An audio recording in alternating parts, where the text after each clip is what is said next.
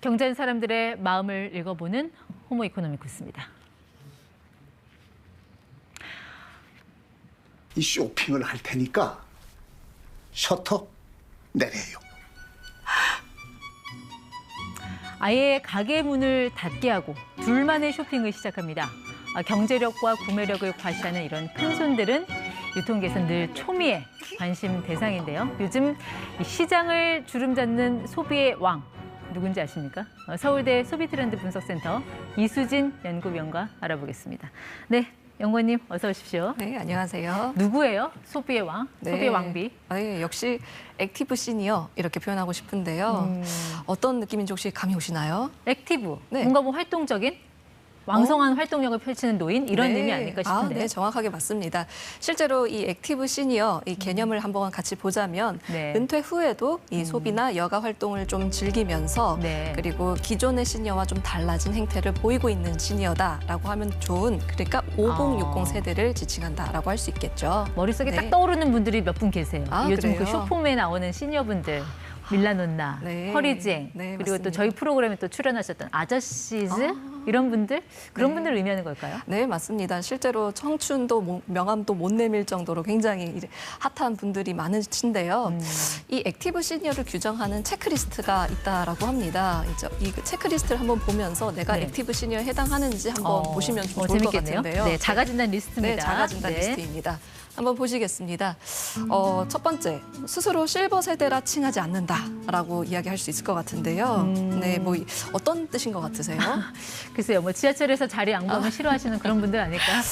네, 정확하게 맞는 것 같습니다. 실제로 자기가 연령이 오래되었다. 그래서 실제로 자기의 연령은 한 5세에서 10세 이상 어리게 생각하시는 경향도 있으시고요. 네. 그러다 보니까 취향도 젊고 소비에 대한 거부감이 없고 예. 자기가 추구하는 디자인이나 스타일이 명확하실 수 있고요. 그다음에 주위 사람들에게 선물한 것을 좀 즐기는 그래요? 성향도 내가 있습니다. 소비의 주체다, 이걸 보여주는 거예요? 네, 맞아요. 그 주체성을 가지고 있다. 그 액티브가 적극적이다라는 뜻도 되잖아요. 예. 그러니까 내가 타인에게 선물을 하는 것에도 우리가 어떤 죄책감 없이 자연스럽게 할 수 있다라고 네. 생각하시면 좋고, 그다음에 이제 외모나 건강 관리에 관심이 많고 일에 대한 욕심이 있다. 그리고 네. 나를 위한 투자를 아낌없이 할 수 있다라는 것도 같은 맥락에서 해볼 수 있고, 은퇴 네. 이후에도 일을 계속하고 하고 싶다라는 싶다. 이런 체크가 있을 것 같습니다. 이 중에서 한 몇 개 정도의 체크를 해야 액티브 시니어 됩니까? 한 5개 이상이 되면은 적어도 이제 나는 액티브 시니어다라고 이제 타인에게 말씀드릴 수 있지 않을까요?라고 생각도 해봅니다. 근데 이 시니어라는 게 이제 5060 세대를 보통 말하잖아요. 이 중에서 이제 액티브 시니어가 기존 그런 실버 시니어 세대와 가장 다른 점, 가장 크게 차이 나는 점은 어떤 거라고 보세요? 가장 큰 차이점은 아까 말씀드렸던 것처럼 소비를 잘하려면 뭐가 필요하죠? 돈이요. 그렇죠. 네. 그렇기 때문에 기존의 시니어와는 다르게 사회적 활동을 계속 유지하고 싶어하고 예. 특히 이 일에 대한 이 놓침을 별로 이제 조금 더 유지하고 싶어하는 성향이 훨씬 더 강하다라고 말씀드릴 수 있을 것 그럼 같아요. 그런 액티브 시니어들의 이런 구매력, 경제력 이게 데이터로 또 좀 확인이 됩니까? 네, 맞습니다. 좋은 질문이시고요. 실제로 이들이 월 평균 카드 소비 지출액을 좀 보자면 액티브 시니어 같은 경우는 한 177만 원 정도 네. 파악이 되는데요. 일반 시니어는 월 평균 카드 사용액이 115만 원 정도로 이렇게 차이가 나는 것을 확인할 수 있었습니다. 62만 원 정도 더 쓴다는 얘기인데 네. 평균이 이 정도니까. 네, 그렇습니다. 평균이 62만 원 정도면 사실 우리가 월 지출액을 놓고 봤을 때 상당히 큰 차이가 있다라고. 왜냐하면 같은 세대인데 네. 이 지출액 자체가 평균 60 정도 차이 난다라는 것은 사실은 좀 우리가 액티브하게 소비에 적극적이다라고 네. 이렇게 결론을 내릴 수 있고요. 그다음에 실제로 이들의 잠재 구매력이 크기 때문에 시장에서 이렇게 더 눈여겨보는 특징도 있을 것 같습니다. 그러니까 이들의 씀씀이가 커진 건 알겠는데 과연 이 돈을 어디에 쓰는지도 궁금해요. 네, 맞아요. 가장 많이 쓰는 게요. 단연, 식품, 먹는 거. 네, 먹는 거, 먹거리에 가장 많이 쓰십니다. 그리고 이것 되게 의외였는데요. 혹시 이 밀키트라든지 네. 간 편식에도 의외로 많이 소비를 그래요? 하세요. 5060 세대는 보통 자기 손으로 그래도 음식은 네, 내 손으로 맞아요. 만들어 먹어야지 이런 분들 아니세요? 네, 실제로 내 손맛이 이제 가장 친숙하게 이제 세대적으로 가진 분들이신데, 근데 최근 들어 제가 설문조사를 보니까요. 한 번쯤 내가 이 가정 간편식을 먹어본 적이 있다라고 응답한 5060 세대가 거의 92.7%에 대한 것으로 네. 경험이 있다라고 응답을 했습니다. 다만 그 정도로- 간편식 네. 구매 기준은 다르겠죠. 일반 젊은 그럼요. 세대들하고. 네, 다르죠.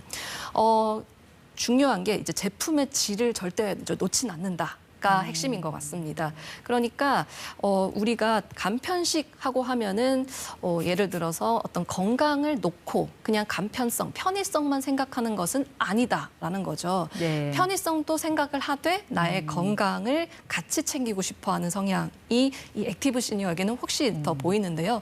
네. 뭐 예를 들어 우리가 나이가 들다 보면은 뭐 소화력이 좀 떨어질 수도 있고요. 네. 그다음에 내가 뭐 좋아하는 맛 취향도 좀 명확해질 수 네. 있잖아요. 그렇죠. 그러다 보면서 이 간편식에도 그런 수요를 좀 적극적으로 네. 업계에서 많이 좀 체크해주고 대응해주고 있는 게 요즘 트렌드인 것 같습니다. 나이 들면 뭐 월세가 2배라는 얘기도 하잖아요. 내 아. 집에 들어가는 돈, 내 몸에 들어가는 돈. 네. 결국 이제 건강에 대한 관심으로 쏠리고 있다는 얘기인데 네, 맞습니다. 아무래도 이렇게 씀씀이가 커지면 뭐 먹는 것도 먹는 거지만 여가를 즐기는 방식도 상당히 주도적이 되지 않을까. 네, 맞아요. 여기서는 좀 어떤 변화가 있습니까? 사실 정말 좋은 지적이신데요.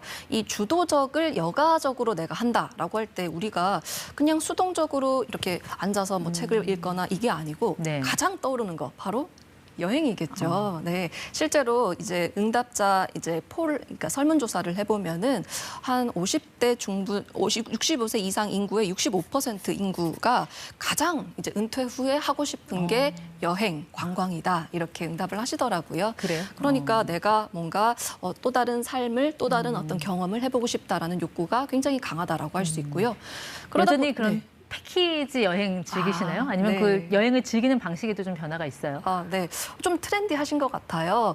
실제로 이분들은 적극성이 여가에서 특히 여행에서도 많이 부각이 되는데 특히 생활 밀착형이라든지 아니면은 자연 친화형 이런 여행을 굉장히 선호하세요. 그래서 뭐 농가 체험을 하신다든지 아니면은 내가 자연에 가서 실제로 내가 은퇴 후에 뭐 농업을 실제로 해볼 수 있는 곳은 없을까 파악도 네. 해보시고요. 그러니까 내가 실제로 활동을 하면서 여가와 여행을 즐기는 성향이 훨씬 더 강하다라고 할 수 있을 것 같아요. 그래도 뭐 소비에 대한 어떤 구매력이나 경제력은 커졌을 수 있으나 이런 MZ 세대, 젊은 세대들에 비해서 소비에 대한 열정을 표현하는 데 좀 한계가 있지 않을까. 예를 들면 뭐 오픈런 이런 거 있잖아요. 네. 어때요? 네, 맞습니다. 이 열정을 놓고 소비를 비교하기는 어렵겠지만 근데 기본적으로 항상 기억하셔야 될 포인트가 있는 게요. 이들은요. 가처분 소득이 굉장히 높은 세대입니다. 특히 MZ 세대는 아직 사회 진출을 이제 갓 한 예. 세대이기 때문에 이 가처분 소득이 이 은퇴 후 이들이 가지고 있는 소득보다는 조금 부족한 게 맞거든요. 이게 기본 기제입니다. 그렇기 네. 때문에 열정은 다소 줄어들 수는 있겠지만 그게 트렌디하진 않겠지만은 그래도 기본적으로 가지고 있는 이 역량 자체는 충분하다라고 볼 수 있을 것 같아요. 요즘은 뭐 온라인 소비도 잘 하시잖아요. 모바일 그럼요. 쇼핑 같은 것도 네, 그렇고. 맞아요. 특히 뭐 홈쇼핑은 뭐 워낙 익숙해져 있는데 홈쇼핑도 워낙 이분들이 어떤 소비 주축으로 떠오르다 보니까 이러면 쇼호스트도 이런 시니어분들이 해야 되는 거 아닌가? 그래도 구매력을 일으킬 수 있지 않을까? 뭐 그런 생각도 들더라고요. 네, 혹시 제가 신조어 한번 여쭤보고 싶은데 할렉스라는 말 들어보셨어요? 뭐 예상은 됩니다. 네, 그렇죠? 플렉스 네, 다시 맞아요. 하는 거. 네, 맞습니다. 그리고 할머니, 할아버지와 결합된 플렉스, 그러니까 할렉스 이렇게 표현하시는데요.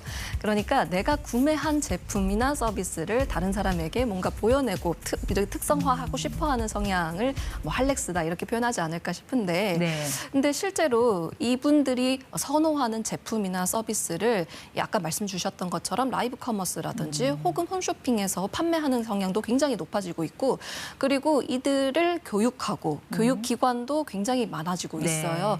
실제로 내가 뭐 쇼핑 호스트가 돼본다든지 하는 이 교육 과정 자체도 확대되고 있다라고 할 수 있을 것 같아요. 또 유통업계에서는 이런 액티브 시니어들을 잡기에 이제 혈안이 돼 있을 것 같긴 한데 이런 액티브 시니어의 활성화에서 우리가 사업이나 비즈니스의 어떤 그런 힌트를 얻고자 한다면 좀 어떤 아이디어를 좀 우리가 받을 수 있을까요? 네, 저는요.